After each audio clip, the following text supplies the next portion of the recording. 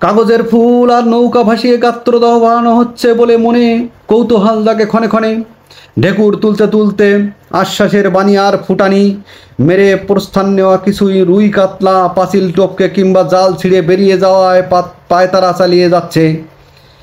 এদিকে হিংস্রের বিদাত উপড়ে ফেলার আধুনিক অস্ত্র ও কৌশল আবিষ্কারে মরিয়া কতিপয় কুশলী। উপদ্রবরূপেই বন্যার তোড়ে ভেসে ও তলিয়ে যাওয়া সম্পদ সুরক্ষার জন্য অস্থির হয়ে উঠেছে কতিপয় দুর্দান্ত মেধা।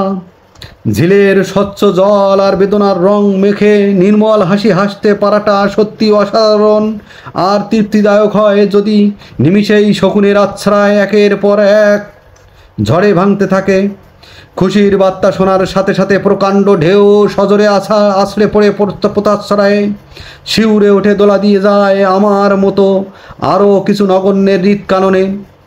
খণ্ডিত কাব্যের অবিন্যস্ত শব্দের ব্যবহার যদি তার হৃদয়ে বিন্দু প্রভাব আনয়ন করে আর স্মৃতির রামধনু ঘুরপাক খায় দুঃস্বপ্নের ঘূর্ণি বাতাসে, তাহলে আমার উচ্ছ্বাস হবে না কারো কাছে উপহাস্য। আমার উচ্ছ্বাল উত্থল স্বপ্ন বাধাহীন রঙিন জীবনকে ত্বরান্বিত করে বৈপ্লবিক পরিবর্তন সাধন করত নিমিষেই রূপান্তরিত হবে অসীম আকাশের উজ্জ্বল নক্ষত্রে। বন্ধুগণ, এতক্ষণ শুনছিলেন কালের প্রতিবিম্ব, আমার স্বরচিত কবিতাখানি। আজ এ পর্যন্তই। সবাই ভালো থাকুন, সুস্থ থাকুন এই প্রত্যাশায়। আসসালামু আলাইকুম ওয়া রাহমাতুল্লাহি ওয়া বারাকাতুহু।